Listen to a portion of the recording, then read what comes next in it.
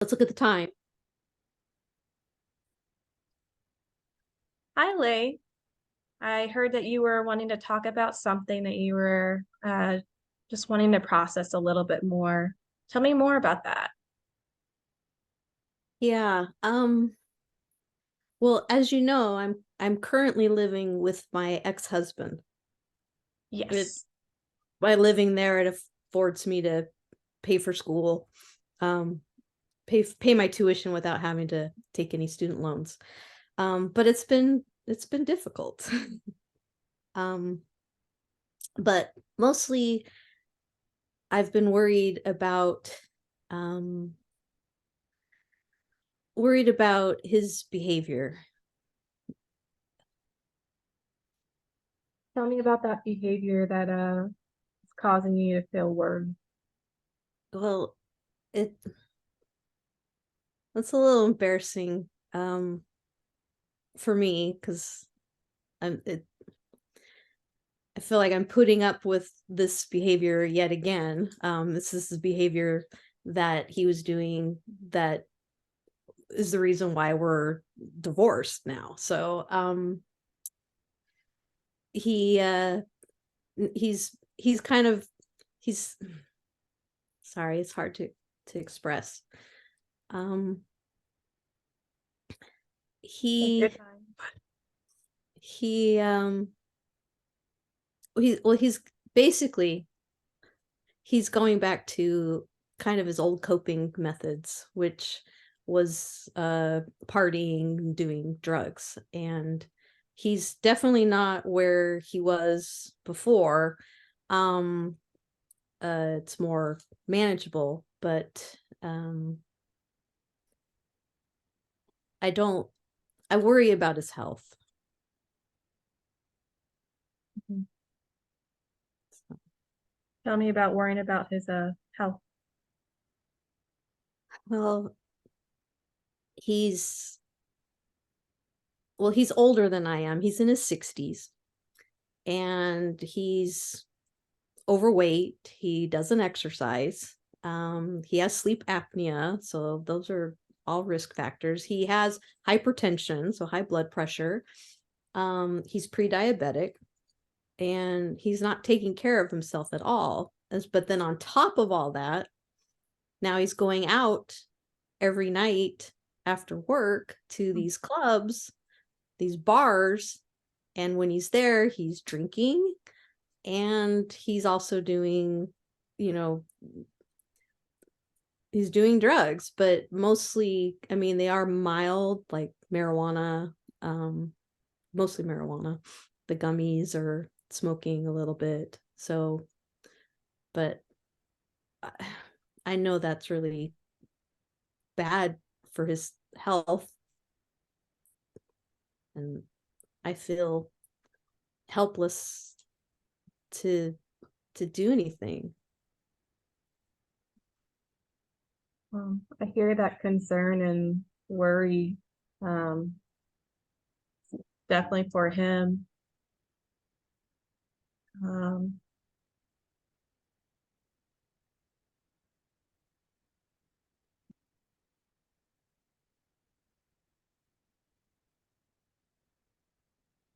Yeah, I don't even a part of me thinks, well, I shouldn't even care because not not my circus, not my monkey. It's his issue.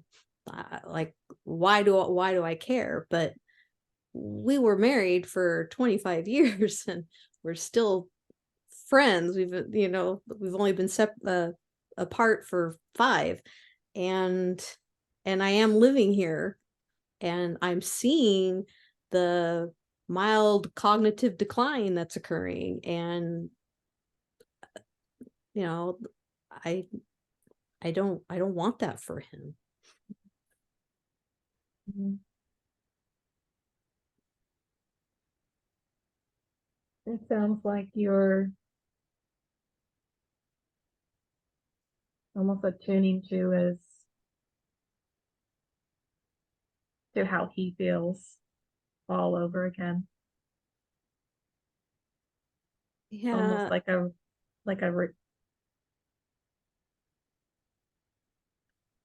Um,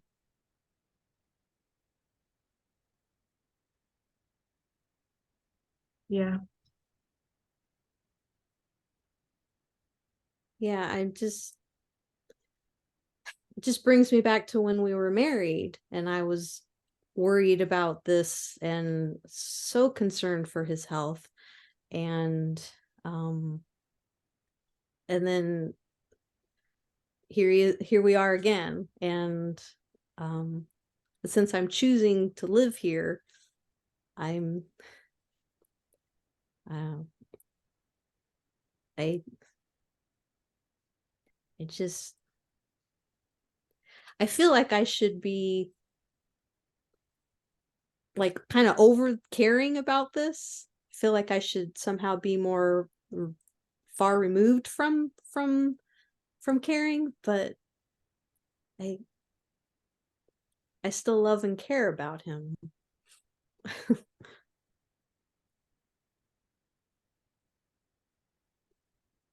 Um, yeah, that caring. Uh,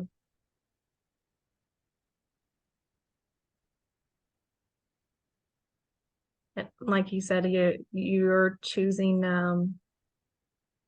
to be in this situation. Um,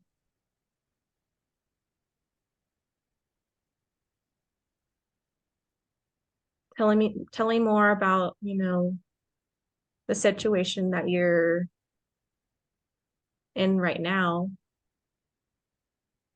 What does that feel like? Oh, Well, well, as you know, I'm in school and I'm trying to pay this expensive tuition and um and so by living here with living with my ex-husband is the house is paid off, and so my I only have to pay you know, half the utilities, and so that it's allowing me to pay for school, which is such a blessing to me. So I in that respect, I feel very fortunate and blessed. that is a huge blessing. Yeah. Yeah. So, but then there's another part of me that feels here I am subject to his behavior, and I almost feel like dependent again, like when I was first married and I was home with kids and I wasn't working, and I felt stuck. and and that I don't do well with feeling stuck because that brings up other feelings for me. Tell Yeah. me more about being dependent. Yeah, that felt terrible. So, especially, well, I I feel like there's voices telling, in the world telling you're a woman and you're educated, you need to be working, and and then I was choosing to stay home, and I'm comfortable with that choice that I made, and I'm actually thankful I was able to somehow do that. But when I was feeling stuck, like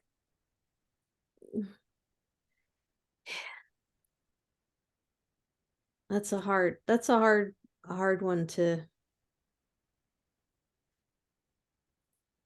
it's hard for me to feel that. Mhm. Almost as if um, being dependent and stuck are a little mixed. Yeah, they're kind of yeah, it feels one and the same, I think. If I feel dependent, then yeah, then I feel stuck because I don't have I don't have the freedom to move. Mm, If I want to continue doing what I'm doing. So then mm, I'm stuck. mm. So And freedom's a value of yours. freedom is a value. Yeah. Yeah.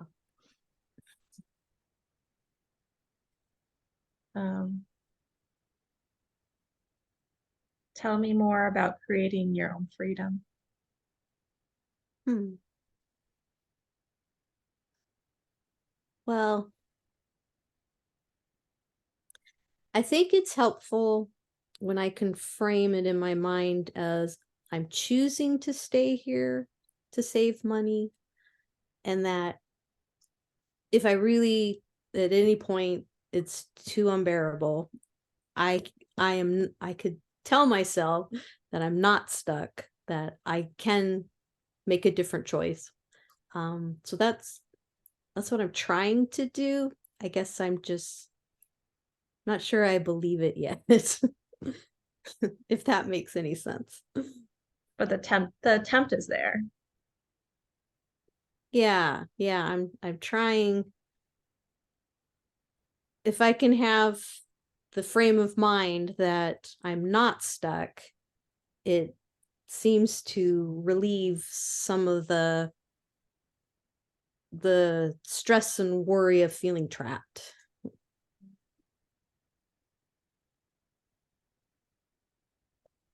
Um, I also heard you use the word choice. Um, I'm realizing you have choice. Yeah, yeah. I'd like to feel like I have choices. That's that that makes me feel more like I'm walking in freedom versus being trapped.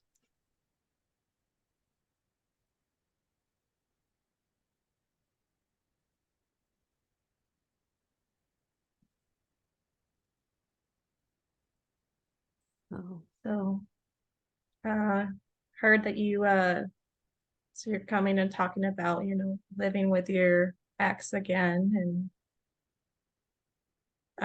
how that's you still care for him. Uh, you still desire freedom from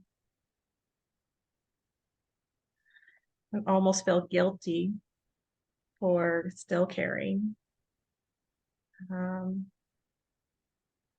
well, I feel like I feel like I should somehow be past that, like more mature or something, um, or able to separate like some sort of boundary or something that I need to be better at holding.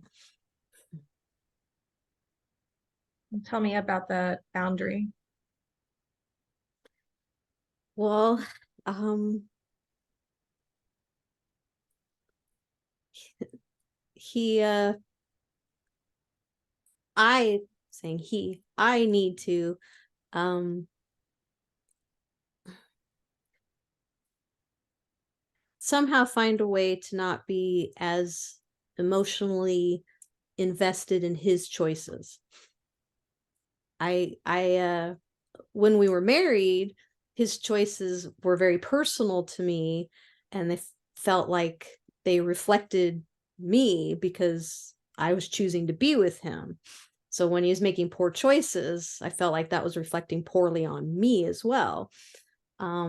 But now, like, they're his choices. If he I should be able to I feel like I should be able to let him make all the poor choices he wants. It's his life.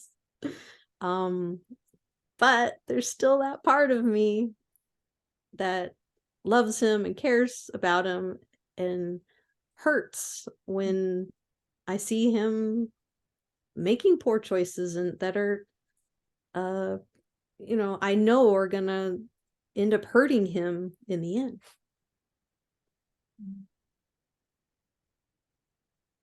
I see that strength of loving and caring for others in spite of their choices is very much there. And the desire to be responsible, also a strength. Thank you. Are all things that you possess. Thank you. That's nice to hear it that way. Thank you. Yeah. And so which all those are positive traits, and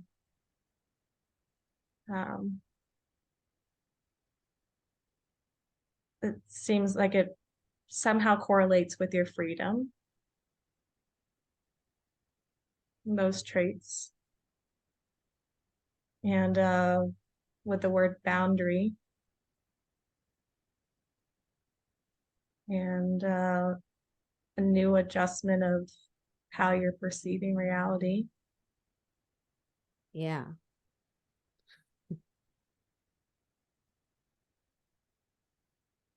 Yeah. I guess I just need to um get used to maintaining that boundary,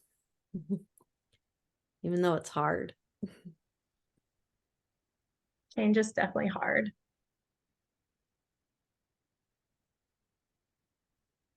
Yeah.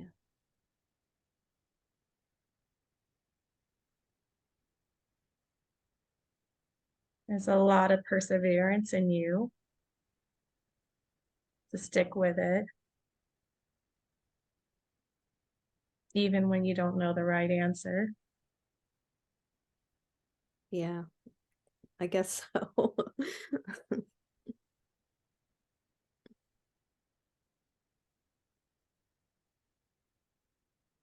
So, seems like the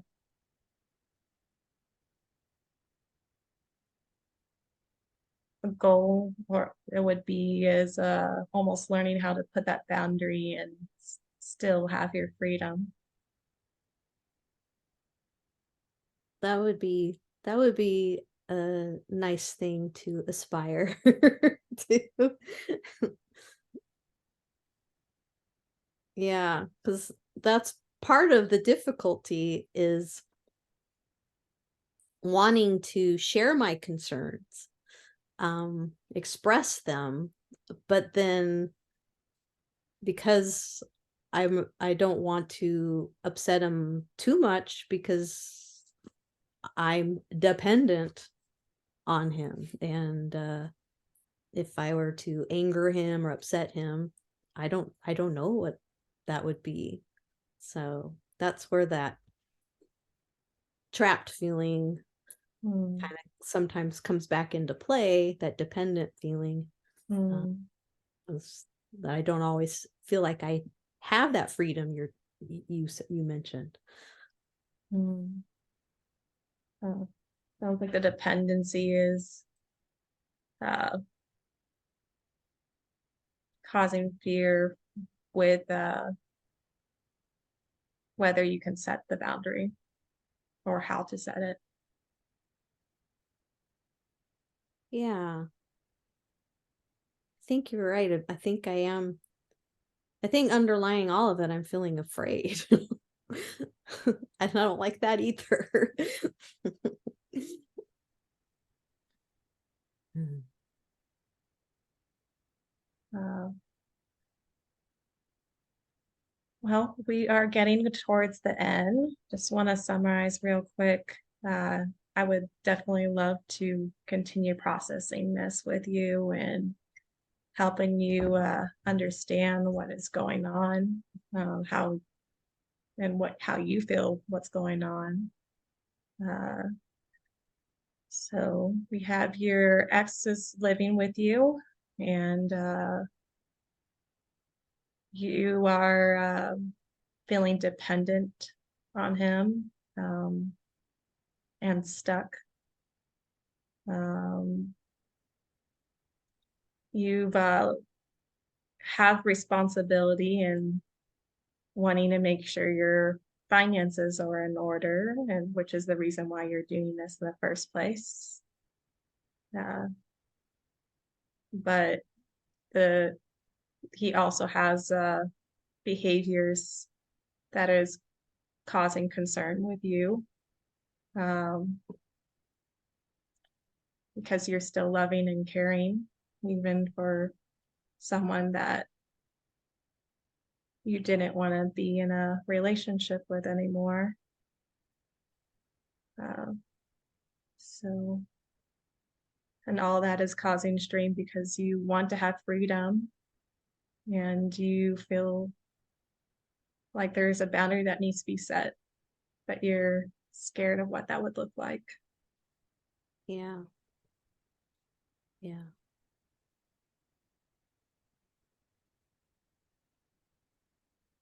So we could pick this up maybe in the next session and you could tell me a little bit more. I would love to hear about it.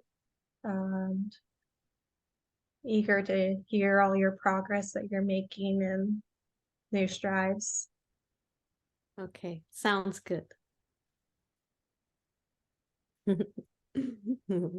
Bye.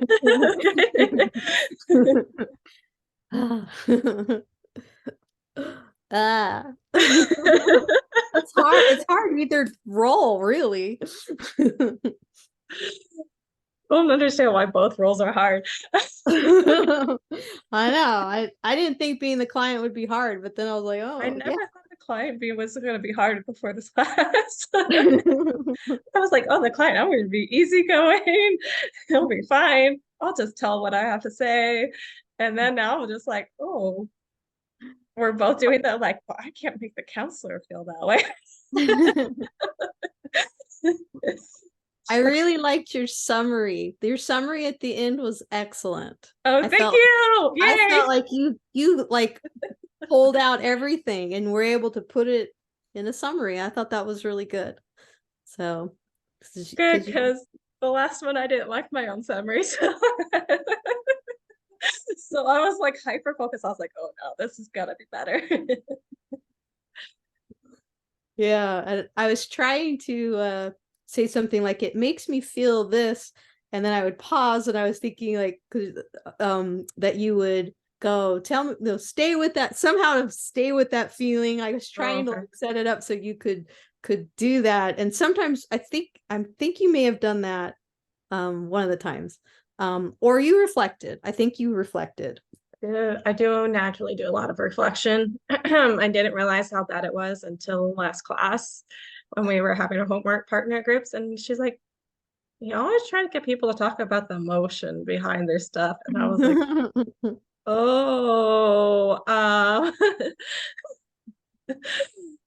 But I felt like you were tracking. You were doing the nonverbals, the nodding, and you were tracking, so that was good.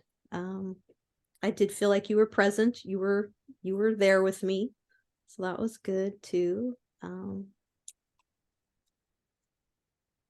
Yeah, those are. I don't. I can't think of any areas for growth. That I that come to mind right away. I don't have any. So I thought you did good.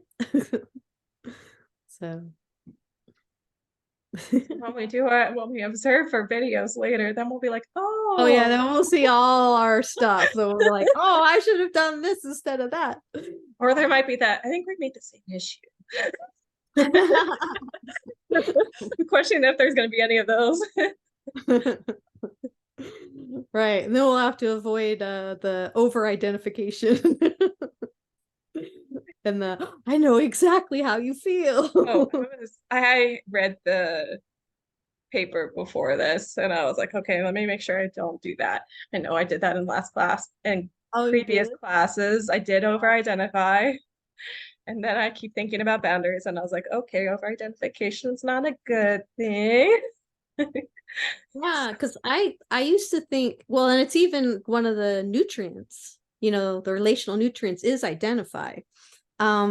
Uh, Townsend book, but I did hear, and I used to think that that was pretty good. Like, oh yeah, I know how you feel. I went through the same thing. Like that mhm. sounds natural. But then somebody was saying that sometimes if it's too much, it can sound like you're dismissing the person. If they share something and you're like, oh, I get that because I have this, then you're kind of not attuning to what they just said. In a way, you're just saying, oh, identify. So our intention is like, oh, I identify, like we're on the same page. And so we think we're helping, but that it's sometimes it can be construed as being dismissive. So that we have to be careful when we identify, or Yeah. how soon to bring it in or whatever. I'm not, Um, I I mean, just, I for just remember me, hearing that. for me, I felt like it was helpful at times, and then there was moments where I realized I was making the other person's problem my problem, and that was the issue with the over identification. Or if you were so identifying with the other person that you make it your story, you're like, oh, you're telling their story. Oh, I have a very similar story. Let me tell you about it. Right, right. But it's been helpful to identify with other people at times also, because there's people I didn't realize I was going to identify with. And then they're like, oh, that's very similar to what I went to. I said, really? And then they're like, oh yeah, if you look at it this and this and this and this. And I was like, I didn't realize that was that similar. And it's things that I guess I couldn't make sense of it based off of other people that I had talked to. And then you'll find out it's someone else of a completely different culture. And then they're like, no, no, that's a norm for us. And I was like, it is?